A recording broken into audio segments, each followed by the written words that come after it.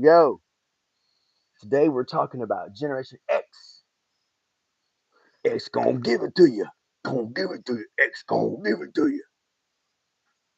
Is that what Generation X is? What do we know about Generation X? I'm trying to get my thoughts together on Generation X. I don't know if I can though. What are my thoughts on Generation X? I am a Generation Xer, born in 1971, the greatest generation ever to walk this planet.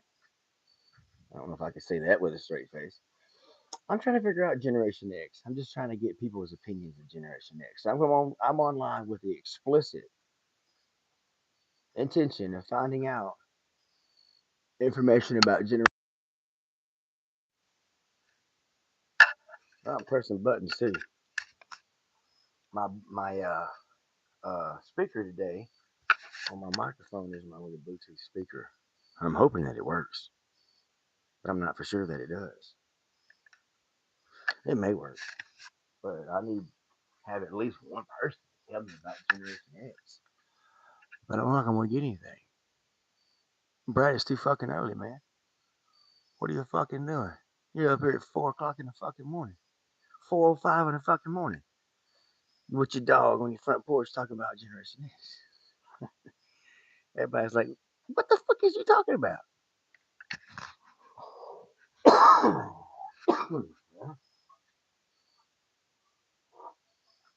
Maybe somebody stopped by and had coffee with me and dude talk about Generation X. In the meantime, we're gonna smoke. We gonna smoke. I don't know what all that was said. All kinds of funky shit. What's that there crazy red thing at me? All I'm worried about is figuring out what that Generation X is. It's gonna give it to you. Well, alright, so let's talk about what I know about Generation X. Generation X, when I think of Generation X, I think of rebels. I'm talking about, I think of rebels big time, but I want to know what everybody else thinks about Generation X. Because Generation X is kind of like the silent generation. They're kind of quiet in some ways. Uh, but I think that there is a, excuse me, I think that the real reason why Generation X is so quiet is because they're so fucking dead. From Kurt Cobain on, everybody just like decided to fucking die. But uh, these opioids just something did something to their brains, made them go absolutely wild. But what about Generation X? What do the other people know about Generation X? Anytime I see a little starlight come on in, I need to know. Give me some feedback down there. Generation X. What do you know about Generation X? Generation X are, you think about it, are typically born somewhere between what, 1960 and 1984, 82, 81, 60 to 80, something like that. That's what I think of with Generation X. But I don't know. Uh, you, there's cusp babies, of course, and there's ones that kind of Generation X like that could be somewhere else. Hello, Void Whisper. I'm trying to figure out. I see there's a few people on here. Surely someone has got a Generation X interpretation to help me out on the front porch, 4 o'clock in the morning. What else you got to do besides talk about Generation X with Duke and I? Uh, Generation X is kind of interesting. I'm a Generation Xer. Now, I was born in Arkansas on a farm, and I grew up like that, and then moved off the farm to college and elsewhere. But Generation X is kind of the last generation that really had they had the luxury of living a childhood without mobile phones. That's probably the last thing that Generation X did. Graduated high school in 1990. We didn't even think about a mobile phone back then. It was the last thing there was even thinking about. It was writing notes and catching up with you later. Uh, what's up, William? Hello, good morning to you. My name is Antonio Andropov, and I came to your country to be so happy. Um, well, I'm trying to get feedback on Generation X. You're 4 o'clock in the morning. Oh yeah, it was. Oh, there no phones, no cameras, and there's whole years that doesn't have a picture of me back then when you're a kid. But we had fun though. You off the grid. You talking about outside of the grid? That's where you were back then. There's no phones. You get in your truck, you leave, and of course, a lot of people came up missing and dying. Oh, from Australia and New Zealand. That may make sense why you guys are up and about, huh? You're on the other side of the world. Most people in the United States right now are probably, laying in bed, chilling, sleeping, but not me. I gotta be up and rolling around, walking up and down my little front porch at the end of summer.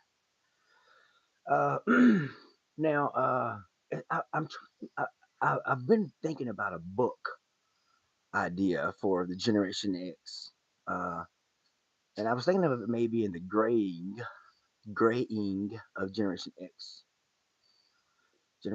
the graying of Generation X, and what I mean by that necessarily is not necessarily their hair. Uh, well, yeah, it's okay, it's okay. I'm trying to figure out this name, the Bluken Dad. Well, of course I'm high. Why would I not be high? What kind of question is that? Why would a person be at 4:10 a.m. and not be high? That's the craziest question. Why? Why would you live your life any other way? That's wild. Of course I'm high. What kind of question is that? You gotta roll one right now, man. Actually, I don't roll. I got a little pipe. You smoke with me? We gotta drink coffee too, though. We gotta smoke and drink coffee and learn about Generation X is what I was wanting to do. I was hoping somebody could tell me. I mean, Generation X is in New Zealand as well, and of course, not only is it in New Zealand, but it's in Australia, and it's all around the world. So happy to be that time. Um, I've never been there, man. I like a lot of people around the world. Most people around the world never travel more than 50 miles from their home. I work 52 miles from my house, so that's what Generation X does: is drive lots of miles. Um, I really my main objective with this whole thing, though, to be quite honest with you, is to sing you a song. I want to sing you a song as soon as I get through smoking. What you say to me, Antonio? Sometimes I like to talk. Antonio Andropov, I come here to talk to you about him. Since you would not talk to me about this, Antonio. No, not Antonio. This is not what you talked to me about. You said Generation X. I was looking for oh, let's see here. Oh my God, there's all kinds of stuff written there. I can't read those words. Oh, I know one thing though. It doesn't say anything about Generation X. What do you know about? What do you guys know about Generation X? Who are we dealing with here? There's at least what 8 or 9 people on there. What is your what is your interpretation of Generation X? And which generation are you? Um, I am. When I say Generation X, I'm 53, be 54 here in a few months. I have children. I got one that's 21, 16, and 14 years old. I had that 14-year old when I was 40. That's the Generation X problem right there, huh? Chasing women too long. But Generation X, what do you know about them? What is your interpretation of Generation X? Whenever you think of Generation X, the ones that would have been, Lane Staley, Kurt Cobain, all of us slackers all across the United States of America, what do you think of when you think of Generation X? Uh, there was a time, you know, again, I grew up on a farm in Arkansas, which means that in South Arkansas, uh, the most riverine cultured part of the country. This is where the Mississippi River is. This is where the Washita River is. The Saline River, the Bayou Bartholomew, which is the longest bayou in the world. And they're all situated coming to a huge conflux about where I grew up. And that means that there was and is a long history of Native American people. These are people that came here thousands and thousands of years ago that lived um, in places like Poverty Point. Uh, I got an interesting story. If you're, the Generation X is, being alive and well back in the '80s, man. I was um, up into the '90s a little bit when I was in college. I was a girlfriend and some other friends and stuff came back out to the farm, and the farm I grew up on raised tomatoes and watermelons and a little bit of everything, you know. Uh, but I never really was involved in it very much. Again, I went to college and graduate school and stuff like that, but I never really got, I never worked the farm, but it might have been because I was part of the family and didn't have to, and had other people doing that. I don't know what all happened with that, but I do know this is that in 1993, I was walking down through that creek bank. They call it Fountain Creek with a bunch of friends of mine I brought in from college. And I noticed something that you don't see very much in South Arkansas, and that's rocks. Because all we have is dark dirt that come off these rivers, where these rivers come to conflux and overflow, and just create this huge fertile area.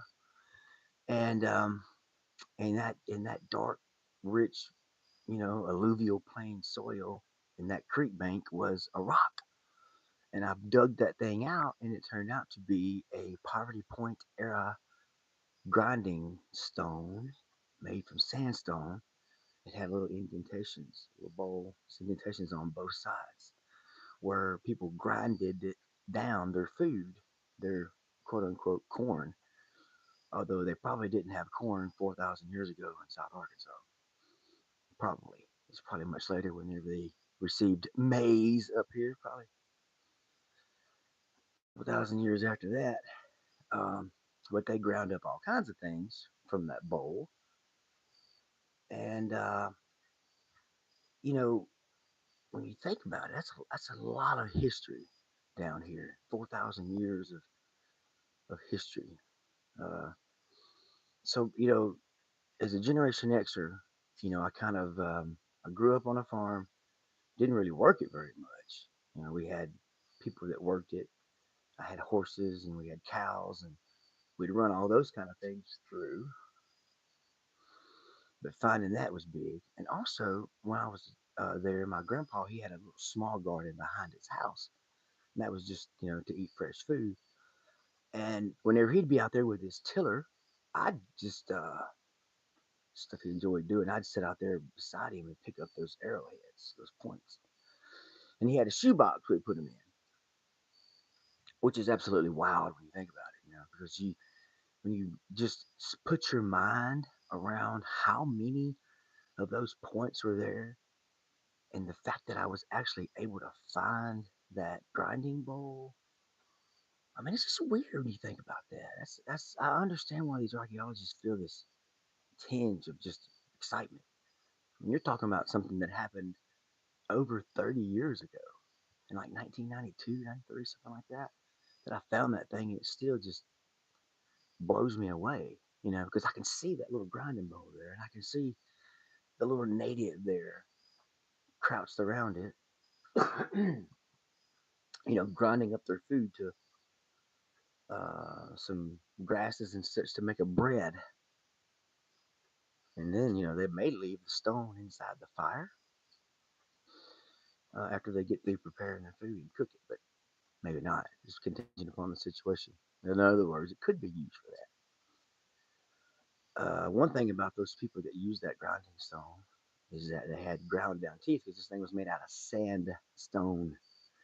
And sandstone will grind your teeth down to nothing real quick. I started doing some research on this thing, and I came to the conclusion that there's probably two reasons why that thing could have been left there. Actually, there's a million different reasons why, but I like to envision two different scenarios. Of course, you know that creeks like Fountain Creek are meandering. It may be rolling across one meandering little line through there one day, and then maybe 20 feet over the next. Things just happen. They have this alluvial plain that this water flows in, and it's always changing course in some areas. And it's filling in, changing course. When you look at these places from like Google Earth, you'll see that even it's hard for stuff to stay there.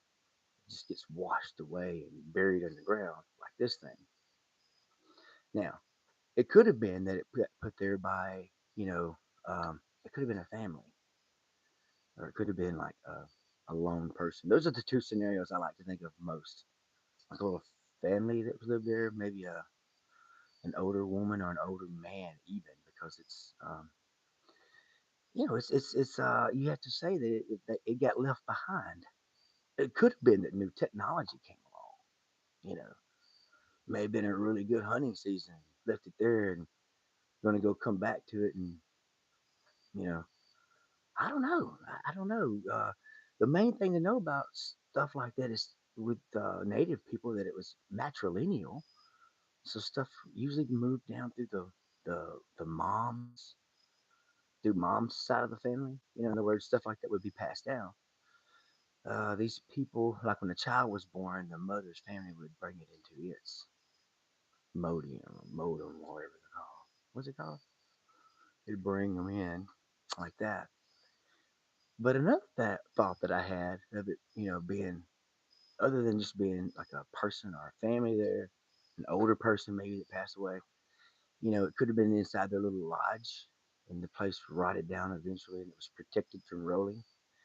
Because the pasture area that this thing went through wasn't really a pasture. Yeah, it was a pasture. It was an area where we would keep cows and horses, stuff like that out there. It's probably these basins are wide.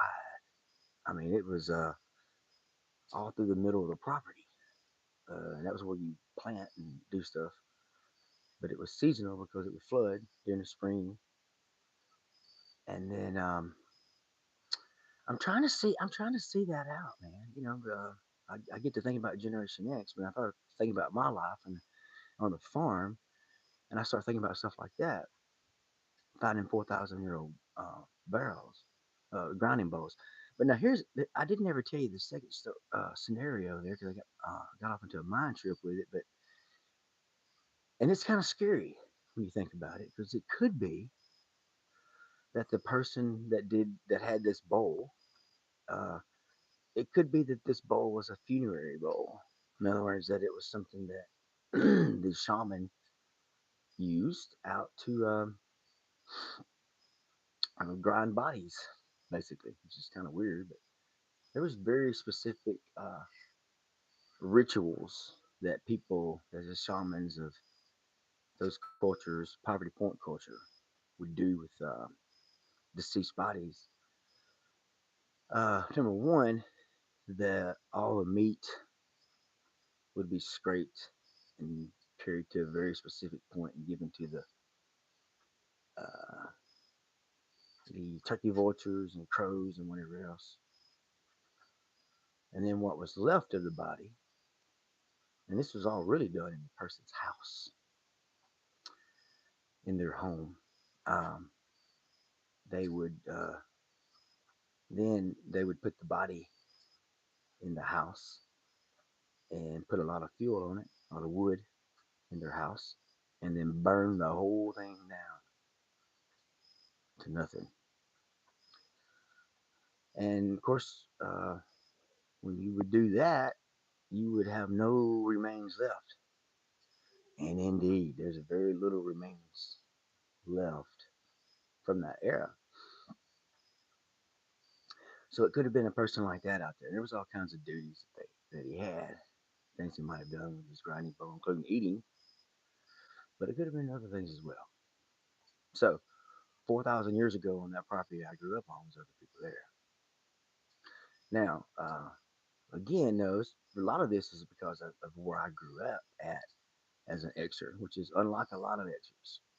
Growing up in the country on a big, huge farm in a area known for sustainable forestry and paper mills.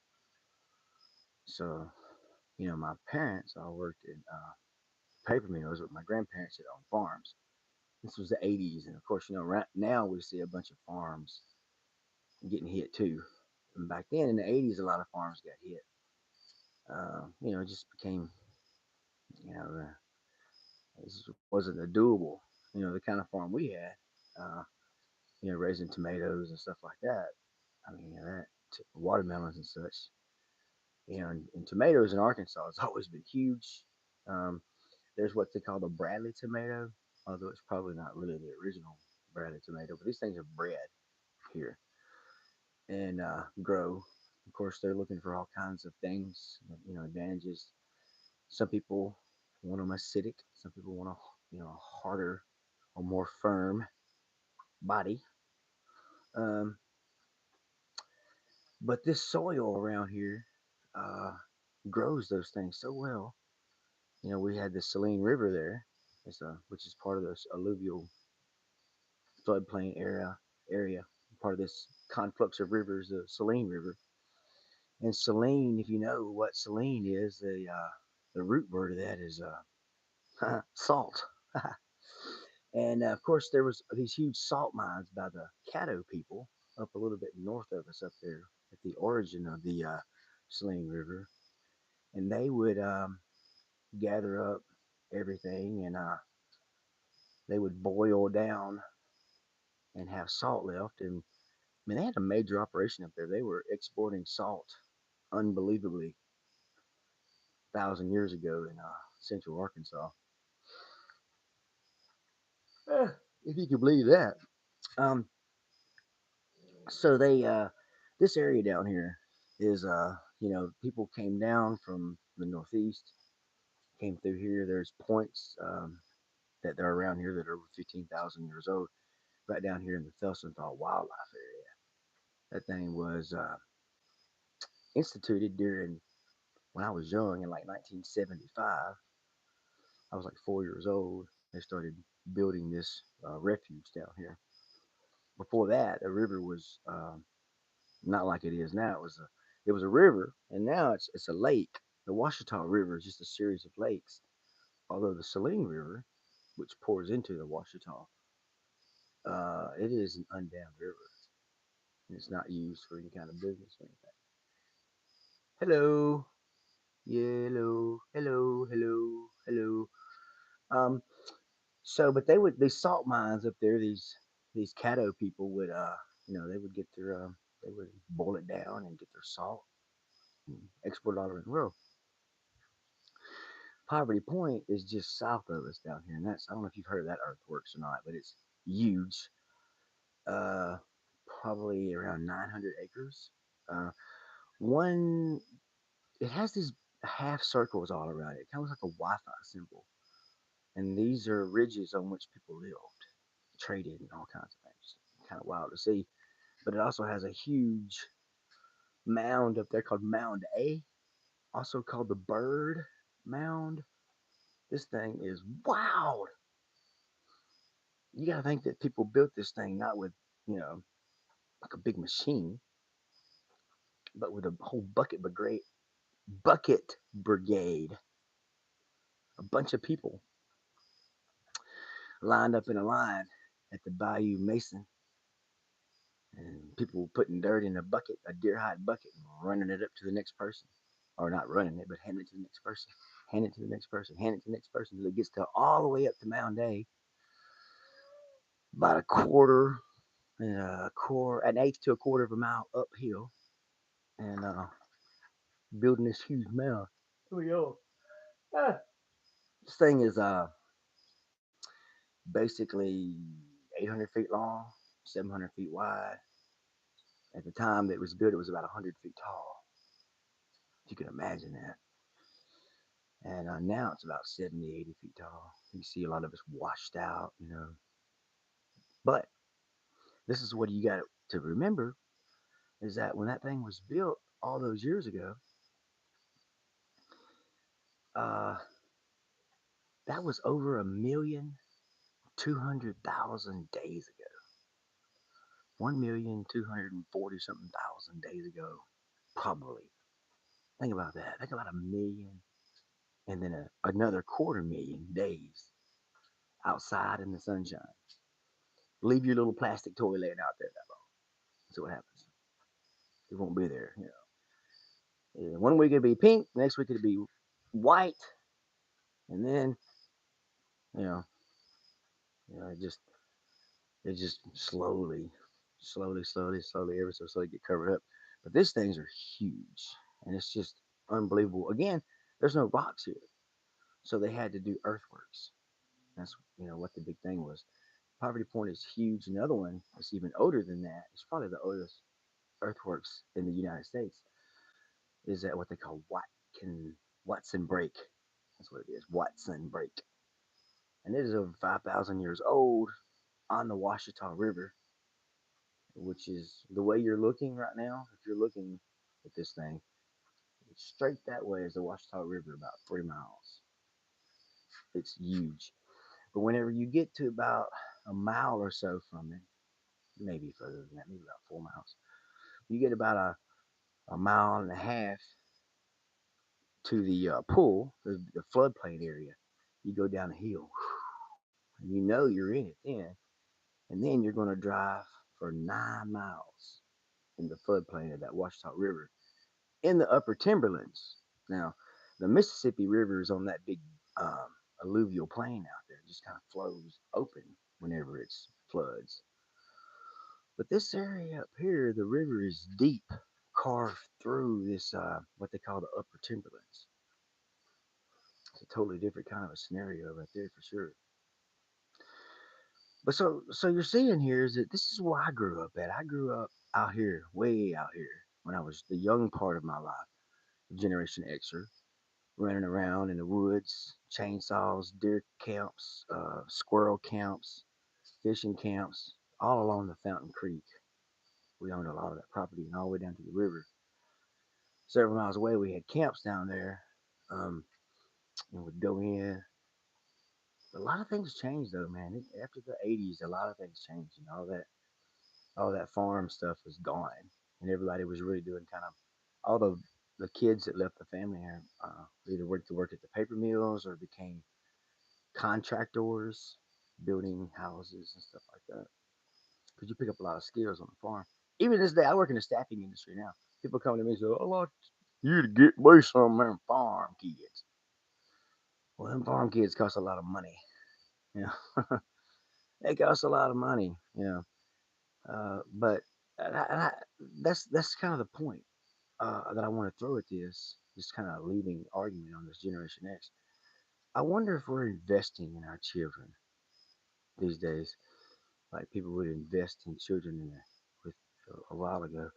I don't think so. I don't think that there's the money and the time to invest in children. That's my whole point. I don't know. I don't know what's going to happen. I don't know what's going on.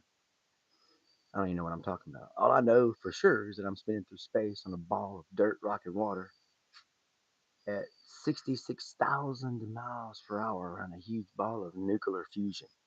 Put that in your little capstone for a minute. Think about it. Organic ball of dirt, rock, and water spinning around this huge ball of nuclear fusion at 67,000 miles per hour. 66,666 miles per hour. And where I'm at, standing right now, the Earth is moving this way too, in a circle around its axis. And where I'm at, it's around 870 miles per hour, relatively, which is pretty fast. And also, it's my area code 870, 870 miles. Well, anyway, it's been about 30 minutes and I've been ranting and raving long enough. I want to drop in, talk about Generation X, the Caddo, maybe a little bit of Quapaw. And I wanted to leave you with your Tuesday. Be blessed out there, people from all around the world. Goodbye. Goodbye.